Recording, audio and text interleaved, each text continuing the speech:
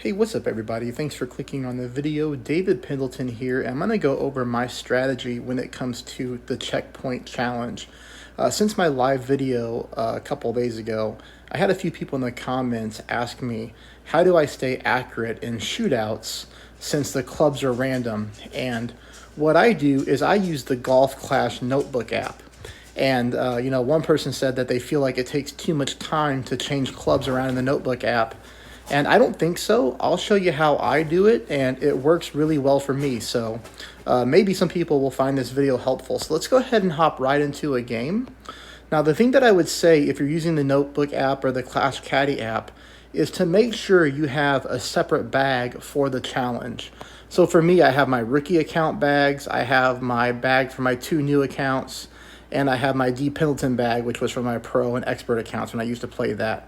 But you'll notice here that I have a completely different bag for the checkpoint challenge. Now, the clubs that you have selected don't matter because they're going to change. And here's the fastest way to change them. I wouldn't go into bag setup and change them. I think that takes more time, and I'll show you why. So I'm going to hit play, and then I'm going to go to wind assist, and it has all the clubs here. And right now, I'm just worried about the first 3 clubs. I don't really worry about the driver when I'm playing my low accounts because we're going to have low wind. But if you're playing high-level trophy accounts, it's important to have the driver. So we have Extra Mile, Viper, Backbone. So we're just going to pick Extra Mile, we're going to pick the Viper, and then we're going to pick the Backbone, okay? Now again, because I was talking, I didn't see what level they were, but that's not going to matter yet. We have them selected, which is the fastest part. So since our opponent is playing, I'm going to show you why I like to select it from here, because I just think it's faster than going to bag setup and then scrolling down, then finding Extra Mile, then scrolling down again, then scrolling down again. For me, I find it faster just to pick this up and pick them off the circular wheel. Okay, so hopefully that makes sense. And those are the only ones that I do because you're going to use your driver every time, right, to start the game. And then if you go to a shootout, you're going to be using your wood club or you're going to be using your long iron. Now, if you don't know the levels, that doesn't matter. You can do that right now. So now we know we have an 8, 1, and 2. So we have an Extra Mile level 8. If you're used to playing the Extra Mile, you already know how to adjust for this club anyways. I mean, 2.4 miles per hour off the top of my head is about 1.2 rings with the Extra Mile. But look, if you don't know that, you have all day to change your stuff. So I can go to an 8 here. And now I can go 2.4, and there we go, 1.2, okay?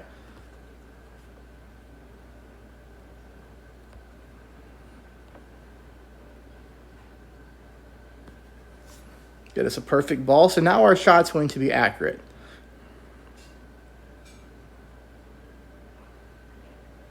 Now we also know that we had a Viper level 1 and a Backbone level 2, so while the game is doing its loading screens, I can just go in here and do that.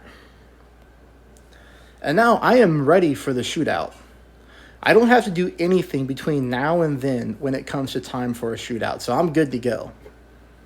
The only thing that I don't have locked in here yet is going to be our short iron. And it looks like on this next shot, we're going to be in short iron or possibly long iron range. But again, it's going to be really easy to change our club value and still take our shot without having to rush it. Now, if you've never done this before, sure, you might be up against the shot clock, but once you get used to it, just like anything, it's just going to become repetition. And the good part is, even if you didn't pay attention, if you go to a shootout, it's going to show you your clubs again, which I'll probably show you. So here we've got, oh yeah, so we are at long iron range, so we know we're playing the Backbone 2. Okay, we're about minimum distance. We're going to probably have to underpower this shot because look how far our ball guideline is going. So since we have to underpower, I'm going to play it to the right-hand side of the sand trap because I don't want to accidentally underpower and then land in the sand, of course. And we'll just move it, 0.9 rings. Like I said, we'll use a little bit of underpower here. Maybe some baby left curl. A little something like that.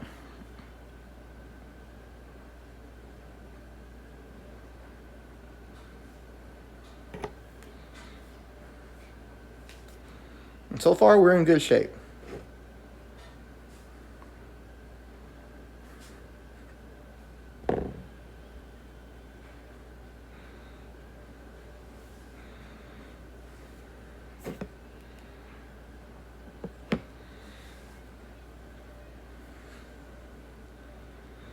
There's no guarantee our opponent makes this here with the dart 8, but probably a good chance if they hit perfect it's going in. And now we will head to a shootout. So like I said, we've already prepped for the shootout. We're done. And you see how fast it was to do that. So overall, pretty easy strategy, but not everybody thinks about that. So I wanted to make this video to show people the way I play the checkpoint challenge.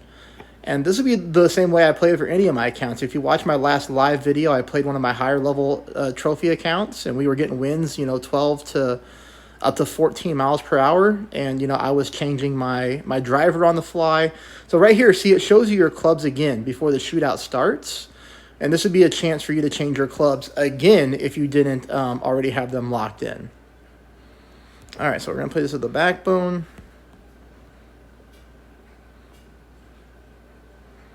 I don't know about you, but I'm not the biggest fan of this hole.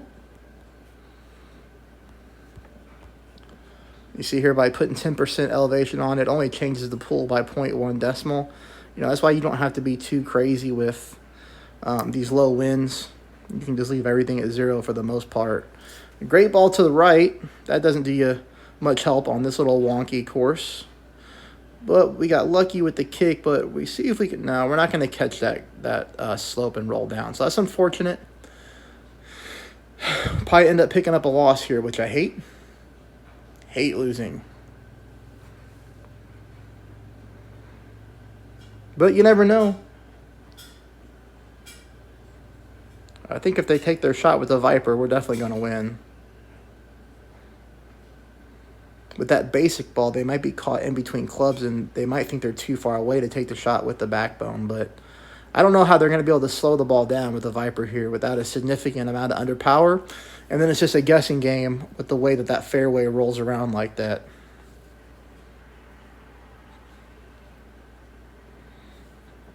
Yeah, so we will pick up a win. That's a tricky one. I kind of had to figure if they were going to take the shot with the Viper, we'd pick up a win, but that's just how it goes. So I'll play one more with you all just to kind of, show you again. So now, again, you don't have to go in here and reset anything to 0. Just leave everything, the clubs and the values the way that they are, and just play your game. So you can get ready right now. So I'm going to go driver, wood, long iron. So big topper, big dog, backbone. So look at that. Big topper. Oh, we already got the backbone.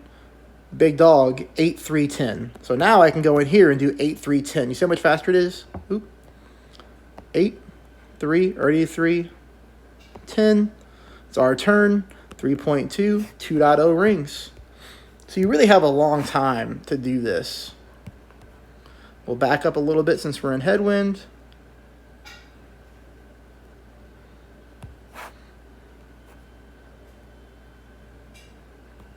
Perfect ball should put us right down the middle of the fairway, leaving us for a nice opportunity to possibly pick up a win here in regulation, since this is a little bit of a trickier hole to play, especially in the checkpoint challenge. Now, these darn trees could get in our way here, as you see, but we'll see.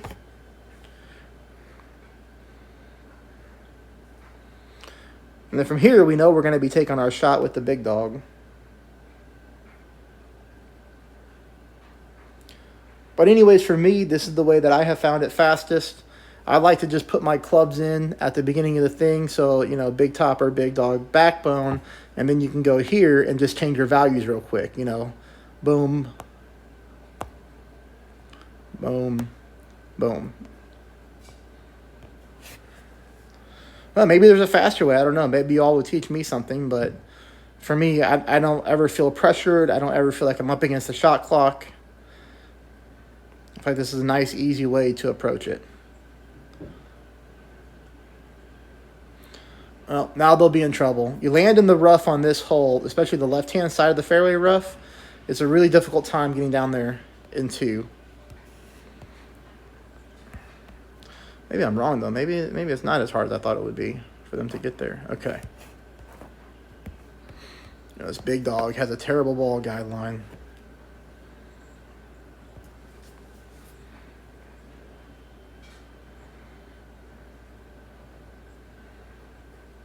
Now there, we didn't even need to adjust for our rings. I mean, obviously, what was it, a straightforward headwind? Makes it pretty easy to adjust.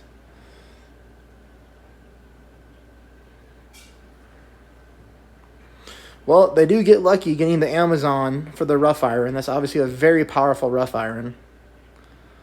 But it's still going to be hard fighting against the headwind. Even though the headwind is 3.5 miles per hour, even they'd probably have to hit a full overpower perfect shot to clip the fairway.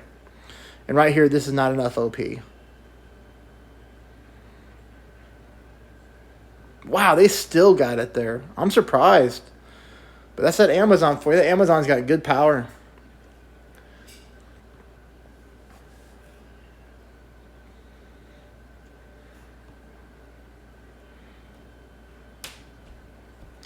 Just for the heck of it, I'll play one more and see if we can open up that level 6 chest together. See if we get some good epics.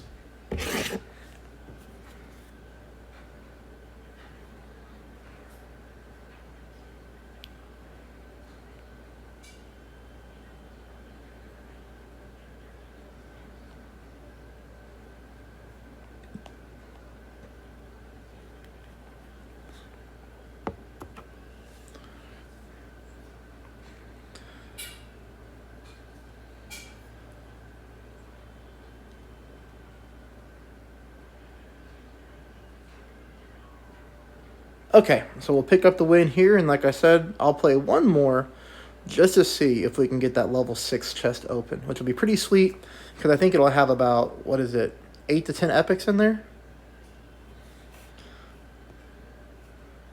Yep, 8.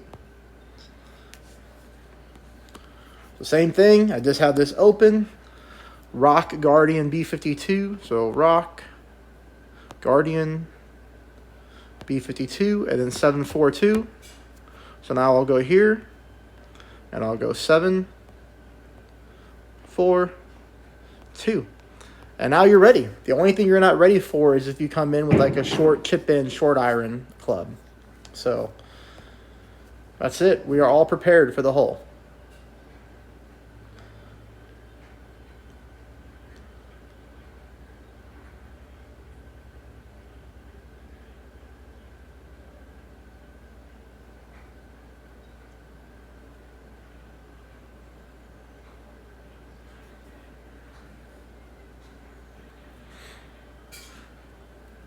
A maxed out rock is almost 1-to-1. So this isn't a maxed out rock though. This is a level 7. I don't know what it'll be. Could still be 1-to-1. Yeah, it is 1-to-1. So there you go. So the accuracy must not change on the rock from level to level, I guess. It must be maxed out. So 4-0 should be 4 rings. It is.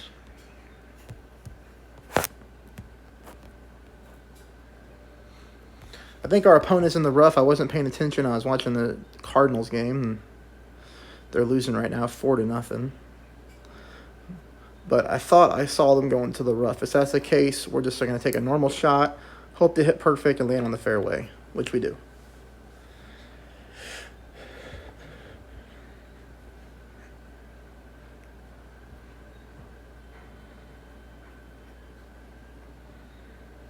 But when I play live, I don't have the notebook app open on my tablet because it takes up a lot of screen space. I just put it on my phone. So I open up the Golf Clash notebook app on my phone, and I change evaluations there.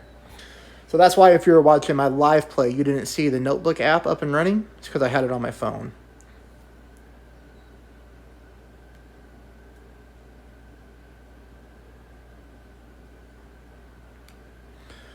So more than likely here, if we can just land ourselves on the green, we're going to pick up a win. One thing I do look at here, though, is I look at the wedge club. We have a great wedge here. So, landing on the green, landing on the fringe or fairway is going to be all the same with this club, with this setup. If I ever have a down in one or some crappy club like that, I do everything that I can to land on the green, even if that means I have to gamble on my shot, because I suck at playing with that down in one club. And the same thing, like if you have any wedge that's really, really low, like if you had a dart, like a dart one or, a skewer or something like that, you want to do everything that you can to make sure you land on the green, because sometimes those chip-ins with those other clubs are not gimmies like you're used to playing with. But here with the Endbringer 8 I mean, it's 100% chance I'm going to make the next shot. There's no scenario where I'm going to miss this shot coming up next. So I'm okay to land that far back.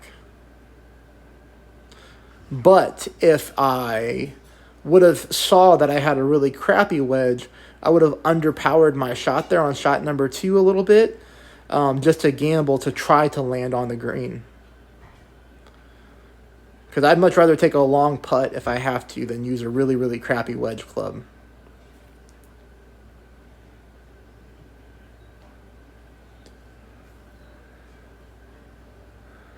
All right, so we'll make this, we'll win the hole, we'll open up the chest, and then that's going to be it, everybody. Hopefully you found this video helpful. Please hit the like button. Please leave me a comment if you know a faster or better way. But this is how I do it.